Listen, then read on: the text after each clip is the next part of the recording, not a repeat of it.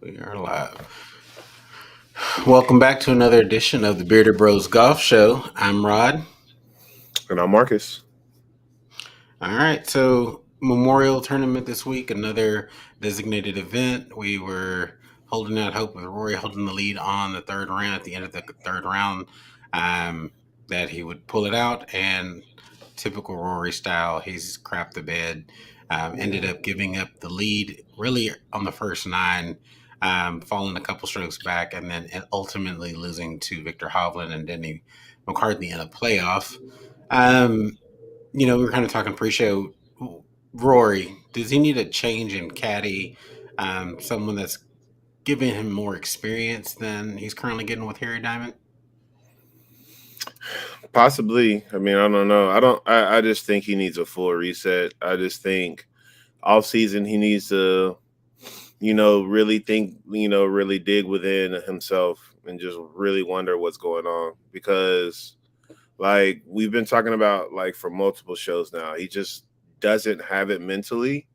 And whatever he was drawing from within, maybe he's out of batteries or fuel or what, I don't know, but he just, when it comes to clutching up, he just doesn't have it anymore. And maybe it'll be the Ryder Cup, maybe it'll be the FedEx playoffs, who knows, because he's already proven that he can do those things in those events. And it's like, what's the lull?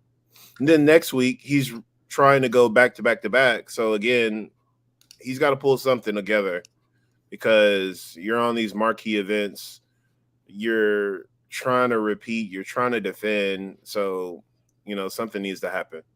It Yeah, could be the caddy. It could be a mental coach. I don't know if he wants to go down that route. I don't know. It could I would be him assume just that needing to focus back up. I don't know. because he has a swing, not a swing coach, but when he was struggling with the mental issues a couple of weeks ago, coming out of the Masters, leading into the RBC Heritage, that he would have some mental game coach attached to him at this point. I Yeah. don't think I think that's part of it, but down the stretch, I think you need someone that can calm you down, keep you mentally tuned in, and be able to kind of focus your brain in on the things that matter, keep you loose, especially, going down the stretch. He just didn't look like he was mentally tuned in this week. He had the pulls going on, played on the left side of the course the whole chunk of today. So I don't know what it is, but we also touched on Hovland coming out of the PGA Championship, seeing if he had the juice down the stretch. He's won PGA Tour events. This is Mhm. probably his biggest win to date at this stage. We're still waiting on him to get a major, so that's coming, and I think he's looking stronger. He looks like the type of person that does have the mental fortitude coming down the stretch to be able to Yeah. pull it all together and gets better and seems like he's learning from his losses and not crumbling under the pressure. How do you feel about Victor Hovland toughing it out, winning in a playoff today? Yeah, I mean, he showed the wit and the mental fortitude that we was just talking about that Rory needed. He made a few clutch putts. His short game showed up. So again, he's been doing the work to kind of like Brooks, not make the same mistake again. So I just think he's really doing what he needs to do. So congrats to him. He's a really good guy. Yep, yep. Just a quick update. We're watching the LPGA Tour event. Rose Zhang going for her first PGA Tour, or excuse me, LPGA Tour win in her first start on tour. So they are heading into the second playoff hole. Both ended up parring with clutch putts, both missing the fairway to the right. So that is ongoing. And one of the stories that we were looking at, I think we can kind of still touch on it and we'll update as we're on here live. So she looks like she's plays the part of a star. She looks like she has the game all together. Yeah. Clearly has mentorship in Michelle Wee and seems to have the support system around her. Has the talent and game to go with her. What do you have you seen much of the coverage here this week? I know they're playing in New York, but they seem to be starting a little bit later, trying to catch a little bit of the primetime coverage. What are your thoughts on Rosang? We touched on her a little bit Yeah. a couple weeks ago. Absolutely. been a fan, still a fan, and I mean, from the very first day of the tournament, I mean, you could just tell she had it. I mean, shot a very easy, like 2 under round or something like that. I mean, been under par the whole tournament. I mean, just walks and carries herself, and like, and just like she kind of just floats down a fairway as if like just like she's regal or something. Like I don't get it. Like she just knows what she can do and what she is, and in that, just the inner confidence to do that is just crazy. And so I mean, it's just like what we said, she's showing it right there.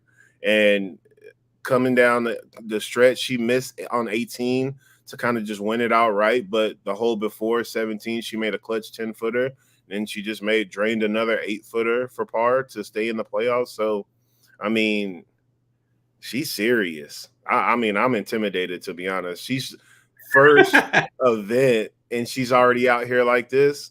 Just, I mean, what can you say? she's pretty loose after she dropped that shot on 18 and, knew she was going into the playoffs. She was laughing with her caddy, still kept it Right. loose. Still kept it So light. Yeah. So I think that says a lot. I mean, a lot of players get tense and, struggle with that when they aren't able to perform or close it out. I mean, winning a golf tournament is not the easiest thing in the world. We know that. You see Right. players struggle with it. We saw that earlier with Denny McCarthy trying to win his first, not able to close it out, bogeying on 18 and then ultimately losing the playoff. It's tough, man, especially Yeah. when you're grinding for that first one. It's kind of like the first time I ever scored 20 points in a basketball game. I had struggled to get there, and then once you're able to get it, you figure out what it is that you need to get there, right, and to Yeah. achieve that. You figure out the keys to that accomplishment. So, yeah, we'll keep watching as they go into their second playoff hole here. Um, Two people that you probably don't like very much are having an all-out Twitter war. I think I saw that Brandle Chamblee and Phil Mickelson, excuse me, have been going at it on Twitter. Really, Chamblee has been speaking heavily about live golf since last year, but more recently, Phil has really struck back and is responding directly. And I think it ended up with Brandle Chamblee blocking Phil Mickelson. So I'm going to put up a couple of clips here of some tweets that have gone on here in the last week or so. Um, Let me rewind back there. So first starts off with Phil saying Brandel Chamblee is a nasty, a bully, and worse. Unfortunately, I can't take credit for this quote. His obsession with Liv and me borders on the psychotic. I think it says it's cut off a little bit there. At least I never had to work with him. This was in response to Lisa Cornwell coming out with a book talking about her time with Brandel Chamblee and Golf Channel. I haven't gotten into that at all. I do. I'm very interested. I saw a quick little video clip of that. And then Phil Mickelson comes back with poor Brandel. He can rip apart me and countless others, but as soon as someone shows his ignorance, he can't handle it. He's softer now than he was as a player, which is the common refrain when Chamblee talks about players. They often come back, talking about his career accomplishments or, the lack thereof Yeah. with one win. You don't like, I don't think you like either one of these guys in this, current argument. I know you don't like Liv either. So where do you land in this spat and, where the argument that they're having between each other?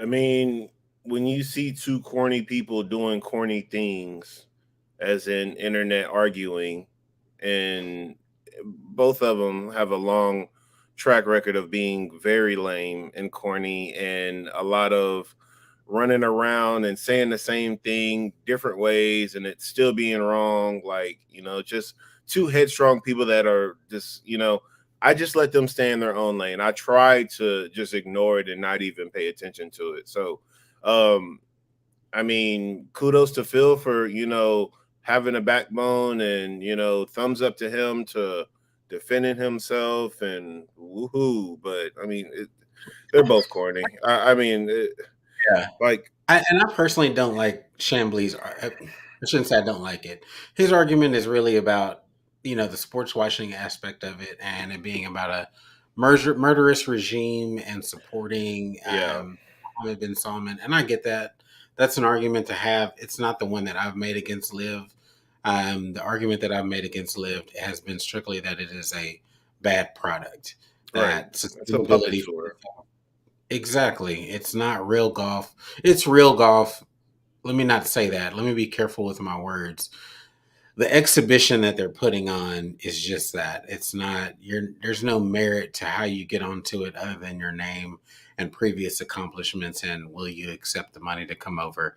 But in terms of qualifying and cuts, that doesn't exist on this tour and that's why I've been against it from the beginning and why it seems like this will Yeah, eventually come to an end and that the kind of pouring in of money will not be able to go on forever, especially considering the amount of contracts that they've given out without being able to secure any major sponsorships and a pretty lighthearted TV deal that no one's watching and a network where there's profit sharing with that network. They're not right. getting just a paycheck to run this event. So for that reason is why I've argued against it. And I'm not a fan of Phil. I think I don't know, he's made himself look crazy here in the last couple of years.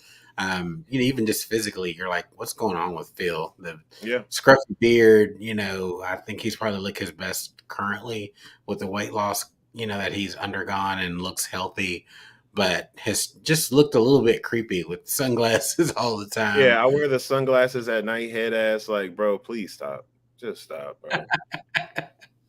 Quick update on the LPGA. Both players ended up in the fairway. Zhang came in on the right hand side of the green, just a little short of hole high, with the putt for birdie, and Cupcho in the front of the green. I can't tell if she's off or on. And yeah, kind of getting tight here. Looks like Zhang may close it out for her first professional win.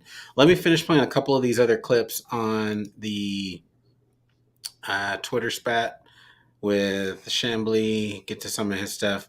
So this is a quote. He says from Chamblee, by this type of journalism, do you mean teasing the truth out of Phil Mickelson's desultory attempt at turning Khashoggi's murder and dismemberment into leverage? And by the way, I made overtures to have a debate with him outside of live from, and he turned it down because he no doubt knows he's in the morally indefensible position of speaking and playing for a misogynistic and murderous dictator. So again, more of the same with talking about the Saudi regime. Eamon Leach, who is also gets a lot of screen time on Golf Channel, is a writer for I believe it's Golf. I forget which publication he writes for.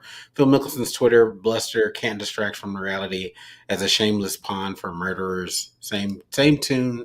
So Chamblee retweeted that one as well, and then kind of we'll close out with this here. So this kind of person, Rando on Twitter.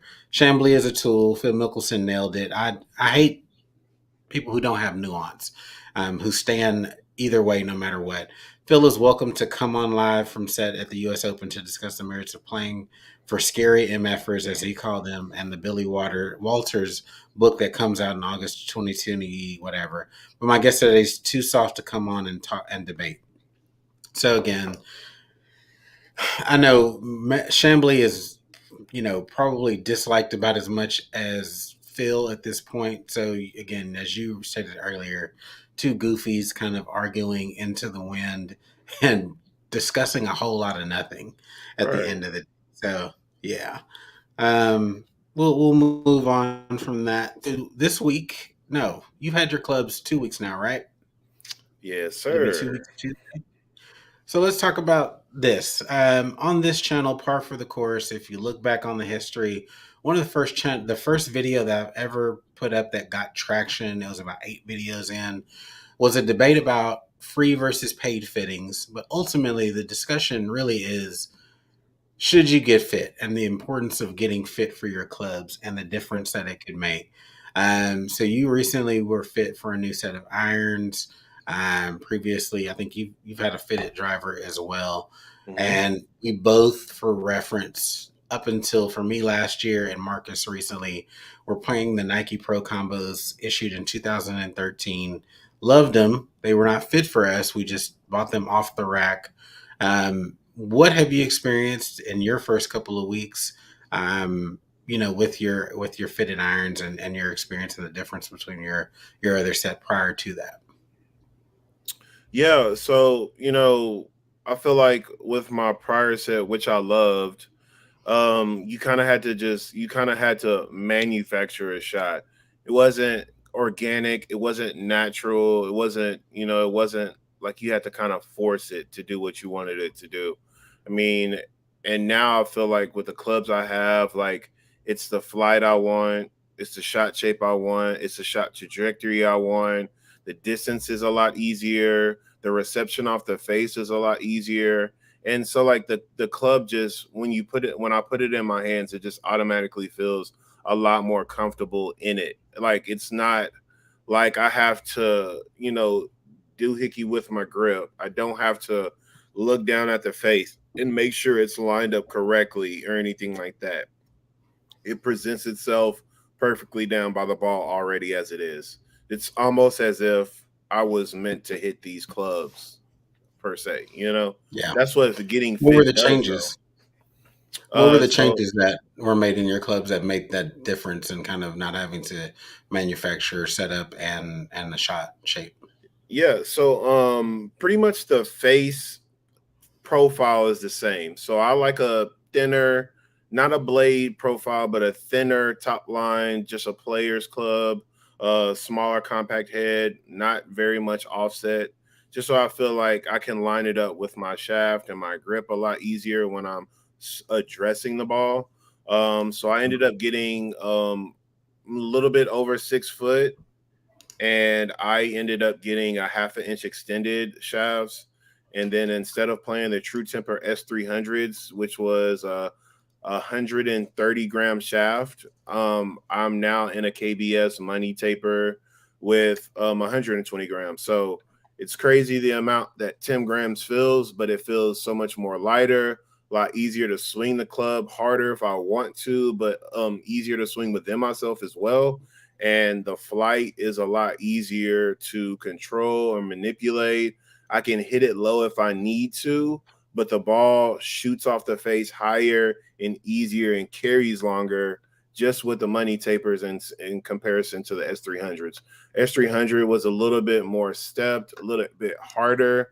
So it's kind of almost like you needed to swing hard and fast, and then I mean really just kind of manipulate the face. I feel like I can just swing the club along the path and the ball gets in the way and it does what I want it to do, which is just hit like a nice little high feathery draw, maybe like 4 or 5 yards. I really try not to move the ball too extremely much one way or another. If I'm fading it, I want it to just fall right. If I'm drawing it, I don't want a big Bubba duck hook, something like that. So it really just falls into what I would like to do, which is not an aggressive movement of the ball, but a higher, softer, more trajectory shot like that. So it ended up playing into Yeah. that perfectly. And now I feel like it's just so much easier to just swing the clubs and do what I want to do with them. And even though it's 10 grams lighter, does it have the same stiffness in terms of stable feel throughout the Yeah. swing? Of course, with a Hmm. heavier shaft, it's going to feel stable, but you still feel that same firmness, that it's not flopping around because of Right. 10 grams less.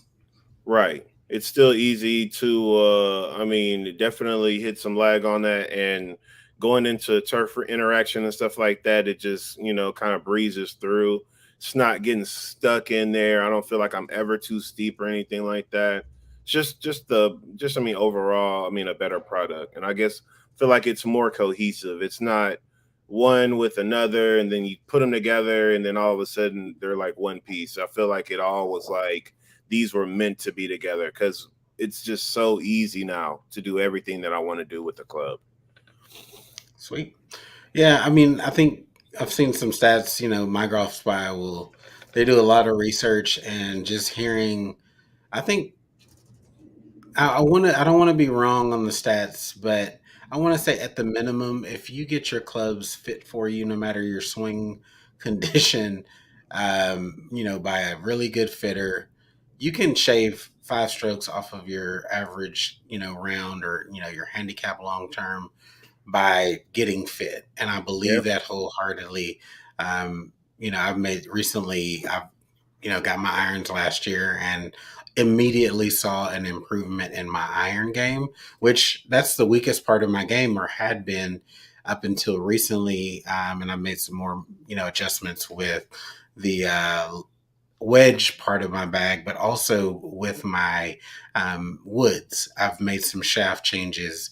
I'm a Tensei guy, and I can use the orange is the ideal profile for me. I've been using the blue in my driver, and I'm seeing more consistency in my driver, longer, more explosive, Yeah. and also just switching out the wood, the iron that or excuse me, the shaft that I had in my 3 wood, which I had a ping stock shaft in my 3 wood, and I changed it out to a Tensei blue, and the performance difference and feel completely different. I just had a bunch of weak right shots with that shaft, and it feels completely different. So knowing what shafts are fit for you, going to see a professional will make a huge difference in your game. If getting better at golf is what you want to do, Right. pros do it, good amateurs do it. It doesn't make sense for you to, if you're going to continue to play golf, to just throw away strokes that you don't have to because you have clubs in your hand that are fit for somebody else, that came off the rack, that fit X amount of golfers versus something that's going to fit your swing speed. You may Yep. be in something that is way too stiff for you. You may be in something that is way too floppy or just doesn't fit your swing profile. Everybody, of course, wants to play a player's head or a blade. You have to sometimes put the ego aside. If you can't hit that kind of stuff, you just cannot. If you need a a player improvement club, do that. It doesn't Yep. matter if it looks like, what it looks like down by the ball. If that gives you more confidence to hit solid strikes and score lower, go do it. Don't let your pride get in the way. And honestly, don't let cost be prohibitive as well. Most places that I know charge $50 for a iron, fitting or wood fitting, and then if you buy clubs from that particular place, put that towards the cost of your club. So cost shouldn't be a factor. It's very minimal. It goes towards your fitting cost goes towards your club purchase in Yep. most cases. I do want to take a quick pause, celebrate Rose Zhang winning her first professional tournament and her first try. I don't think this is the end of her run. She has a number of different tournaments coming up. This gives her full exemption into the LPGA Tour. Pretty goddamn good start, if you ask me. Word. Um, yeah, I mean, Jesus, I think she's just going to be an amazing star. Um, I Lydia Ko's been amazing. You think about Lydia Ko's career. She Yeah. started off super early and has won a ton, and she's only in her like mid 20s, if that. 26, Um, 25. yeah, and so here we go with a college sophomore that just turned professional 2 weeks ago, or announced it 2 weeks ago, after winning her second NCAA individual championship, and now going on to win a PGA Tour or LPGA Tour event that's held on a course where they've played a PGA Tour event. So sweet. I mean, it's just awesome to see, these kids come Right. up, dominate, and win tournaments with just full confidence. There's no scared in them, so that's freaking awesome. Yeah. It's crazy because like Morgan Pressel and Kay Cockrell kind of having a discussion, and it's like you come out the gate, you win, you show you can be a pro. Who's to say she doesn't make the Solheim Cup already as a pick, as a just a natural qualifier? Because they have the Solheim Cup this year as well, and she's now being a winner. She's now a full LPGA status member. So it's not like she doesn't have the status. It's not like she doesn't have the acumen. So who's to say Stacey Lewis doesn't pick that up, that juice? I mean, you look at players like Allison Lee. Allison Lee was prolific in college. She turned pro early. Freshman rookie year, she made it to the Solheim Cup as well. So it's doable, and I think it's something that she should strive for. So, I mean, just like what you said, she has plenty of starts coming up to show that. and then hopefully she makes enough of an impact to where she can get on that team, and you see how she does on the team aspect. So this match play and everything like that, it should fall right into her hands as an expert way to win again. Yeah. I think she's not so far removed from, clearly she's playing in the NCAAs 2 weeks ago. And while she didn't really do well in the team portion of it, I think that was an anomaly. And yeah, there's a lot of starts that are coming up for her. I did catch the tail end of that conversation, or at least when they had brought it up again, that I think the Solheim Cup is almost a shoe in for her. Right. Whether it's her getting it off of points. I mean, there's several months until we get there. I know the picks have to come in a little bit earlier, but um, I think it's a shoe in either way, whether she just flat out earns it or gets it, as a captain's pick. It just Yep. seems like the smart play. Have the youth going on. I'm sorry, there's not going to be many quote unquote veterans. You're not going to have a lot of players on that team that are 30 plus. The game is incredibly young right now. And I think that it also includes the men's side, right? I mean, Yeah. the biggest stars, even on the men's side, are maybe 33, from Yeah. the US side. Um, which that kind of actually naturally leads into a second part of discussion that started includes Brandle Chamblee from a couple of weeks ago.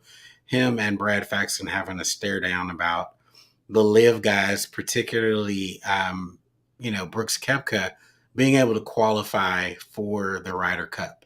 And there's some verbiage in the PGA, you know, language that says that they're eligible for 2 years.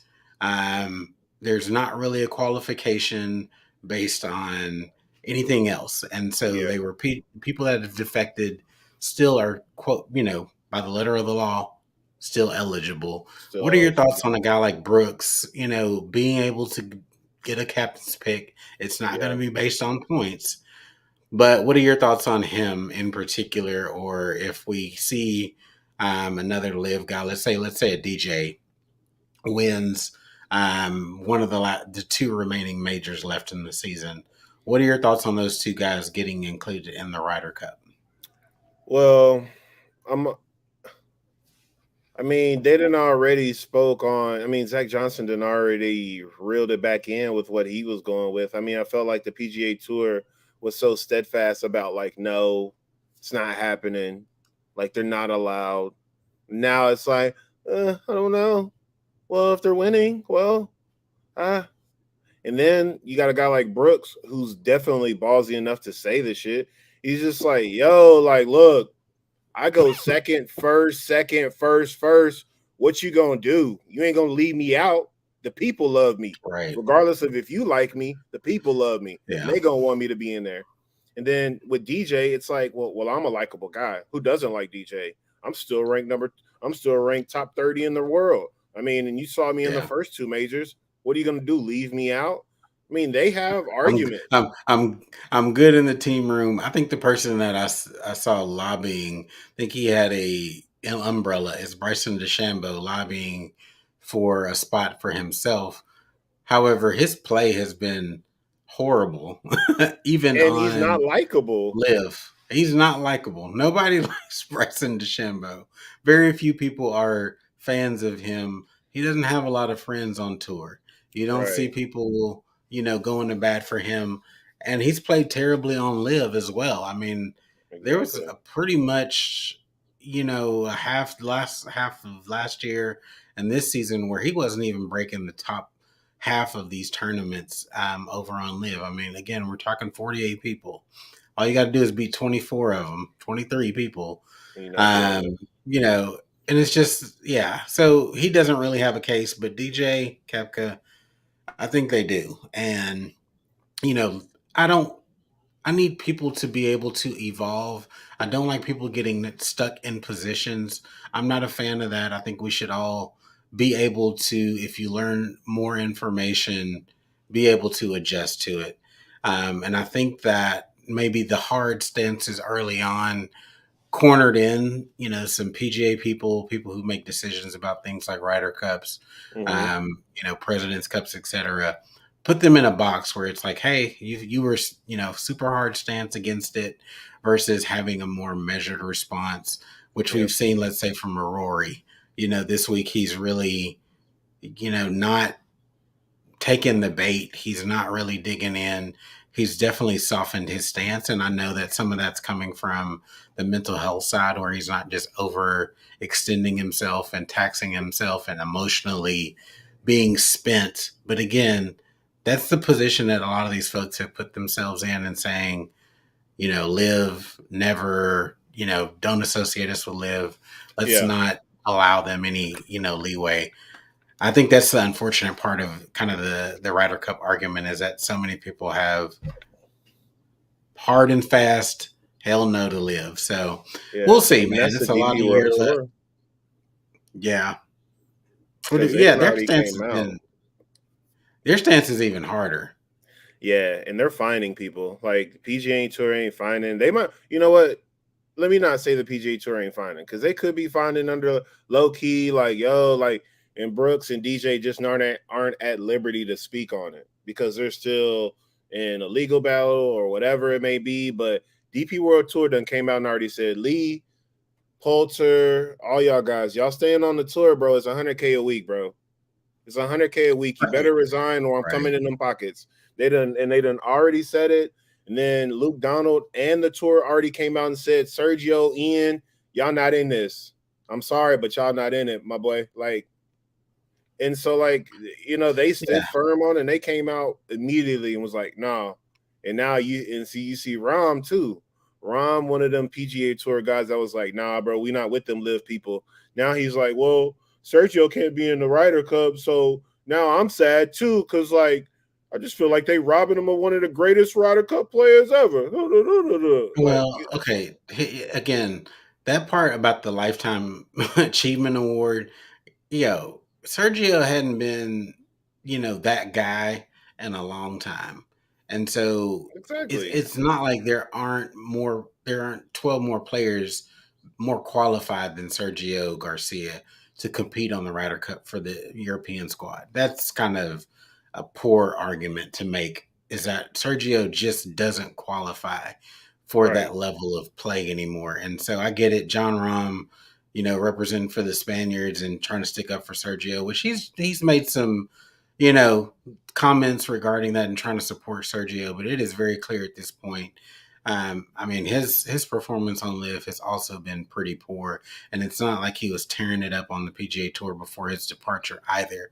So Right. that one's a bit of a straw man argument in my eyes, and I get it from Rom's perspective. You know, to argue that point, but it's kind of null and void. And I think he's also getting way too emotionally invested in it as well. It's a Exactly. draining topic. It's a draining topic.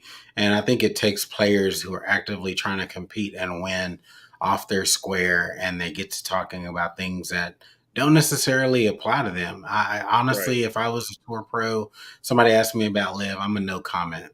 I'm a no comment guy on that.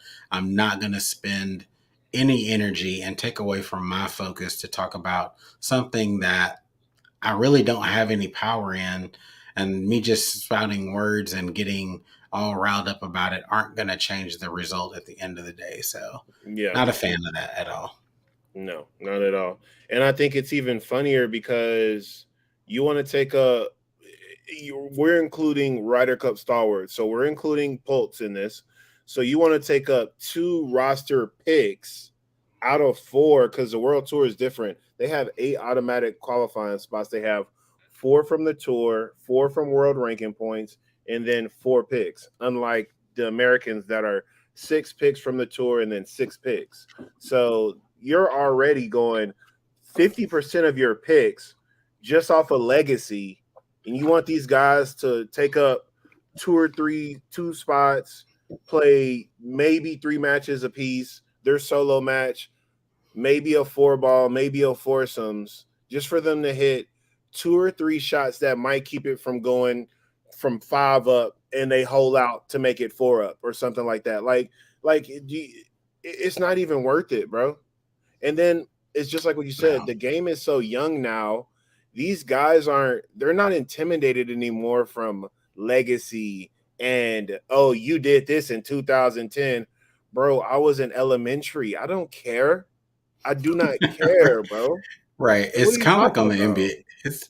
It's like on the NBA side. I mean, I'm a Exactly like child of that. the Mm-hmm. '80s, and so Jordan to me is everything. Yeah, And go. so when I hear people talking about LeBron being the best ever and trying to make arguments, I can't hear it. And it's kind of No. like, Clear but cut I get it second from a best player generation. ever. It's fine. Yeah, I get it from a generational standpoint. People who are like all in on LeBron, that's who they've seen. I even saw this thread today on SportsCenter, ESPN, on Instagram about how long LeBron has dominated the league, and all these guys who grew up in elementary school, Anthony Davis. There's a ton of guys who have come and gone from the NBA who Yeah. were cheering him on and in his camp and no longer exist. And that's kind of the way I view this stuff with, the European like Rider League team. Yeah, these guys are well past their prime. Nobody's standing for Ian Poulter. And yes, he's got a legacy and that intensity and the clutch moments that he's had over the years were there. They are there. But he is no longer that player. I mean, he's No. a guy that was struggling to make cuts. Seeing him on the Full Swing on Netflix, just seeing him struggle with his game and burning up cash, getting to events and not making the cut. That's who he is at this point. Those rowdy, you know, moments from the Ryder Cup of years gone by are in the on the memory bank. That's all they are is memories. We Exactly. always want to remember the past is better than it was, and the current as worse than it really is. And so Exactly. I think that's where we're at with those two guys in particular. Lee Westwood as well. Any other of those names that are on Live that are on the scrap heap of history, they just don't Yeah. have that big game anymore to go in and make an impact.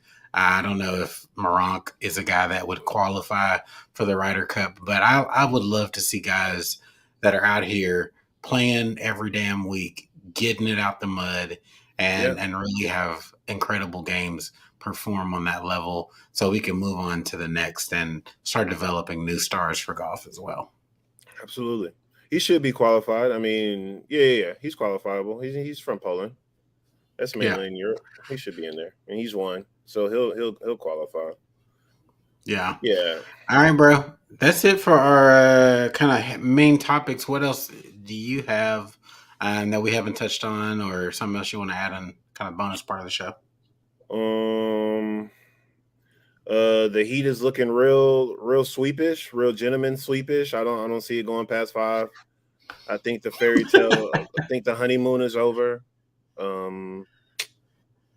Yeah. I don't really have much else than that. We covered the pertinent stuff. I feel like the main thing to me this week was the Mizuho and seeing what Rose Zhang was doing, and she actually it's just like, I mean, it's a storybook finish. So you literally win off rip. I mean, that's what she did her freshman year too. She won her first 3 starts her freshman year. She went 3 for 3.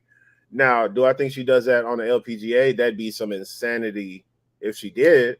But I think that was the story of the week because nobody nobody that we were expecting to do anything from Memorial did anything worth talking about. JT missed a cut. Jordan Spieth was an early tee time all weekend. Rory did what he Yeah, did. John Rahm had a hole out, but other than that, he ho he hum. played like kind of garbage. Yeah, he was. Exactly. He just didn't have it. Side note though, Scotty Scheffler continues to be in top fives, top tens. I think I forget the stat, but he's been in top 20 of I don't know the consecutive streak that he's been on, but Yeah. quietly, even with or without winning, Scotty Scheffler is playing some dominant golf at this point, just Yeah. consistent. For Truly. him to be able to week to week make cuts, grind it out, even if he is not having his fastball, it was another week where his putter let him down tremendously.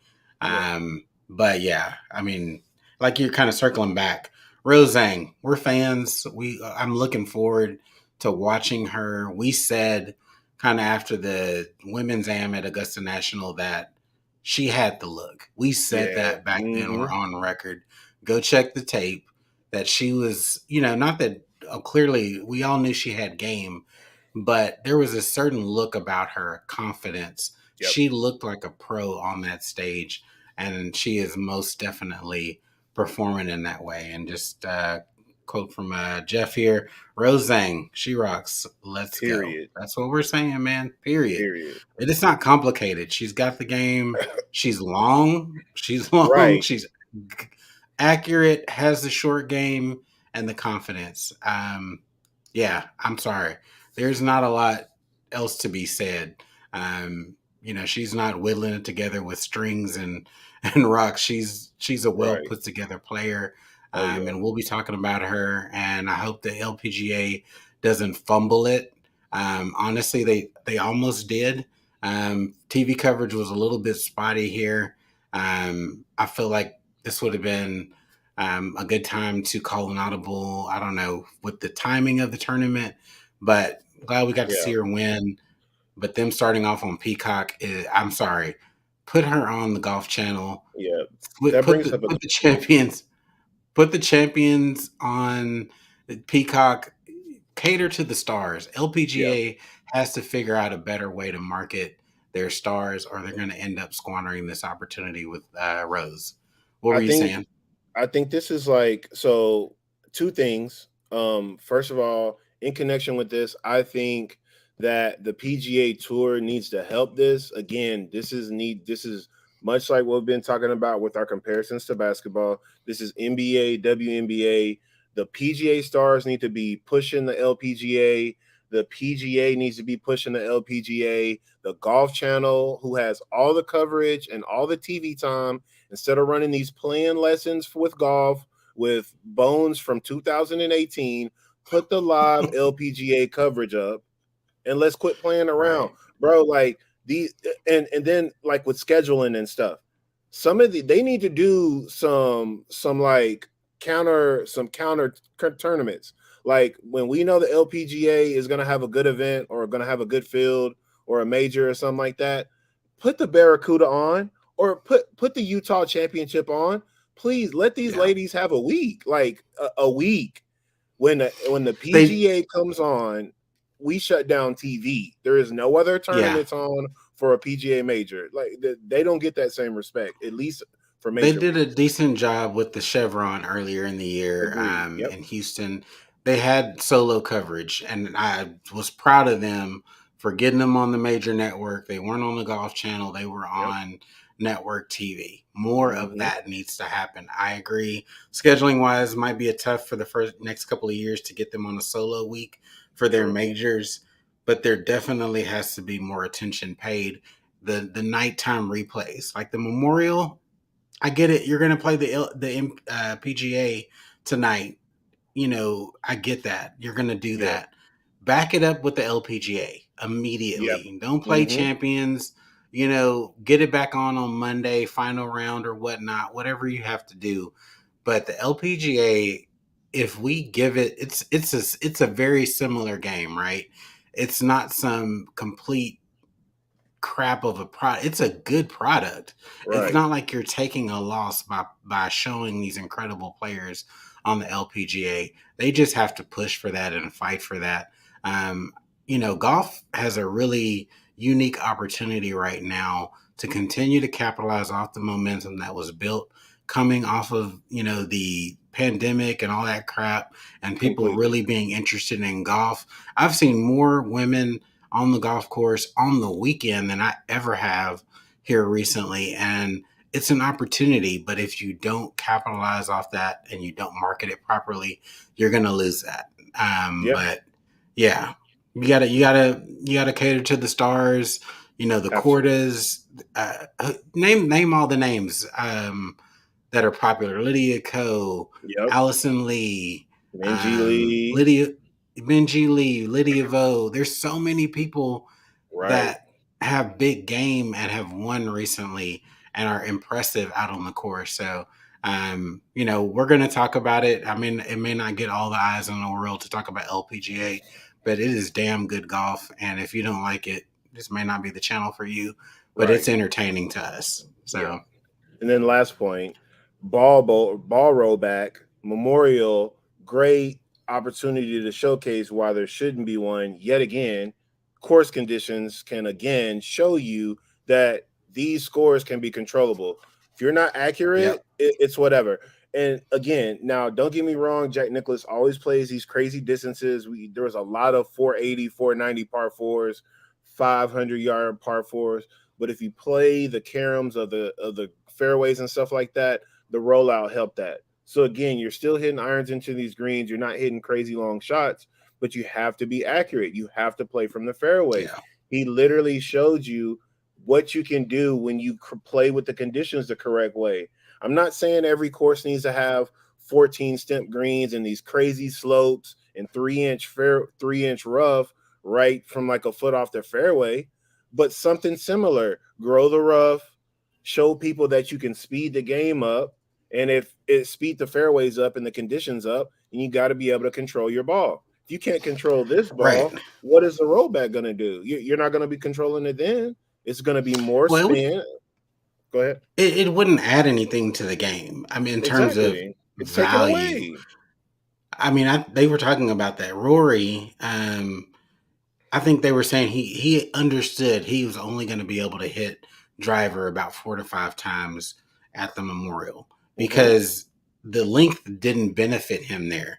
Clearly, I mean, Hovland's long, but he's not as long as Rory, and he can be accurate.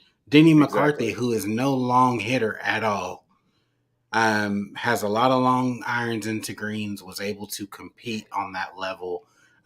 So, yeah, great point. Course setup can absolutely be a combatant of the long ball and It's right all there the for crap that you. you're trying to do to manipulate. It's right there. I mean, it wasn't abusive rough. Like it wasn't something crazy. It was a hazard. It's built as a hazard Right. for it not to be easy to get out of it.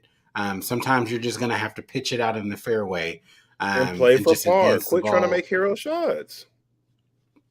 And it was a respectable leaderboard in terms of score. Right? I mean, Exactly. they were tied at 7 under to take it to the playoff.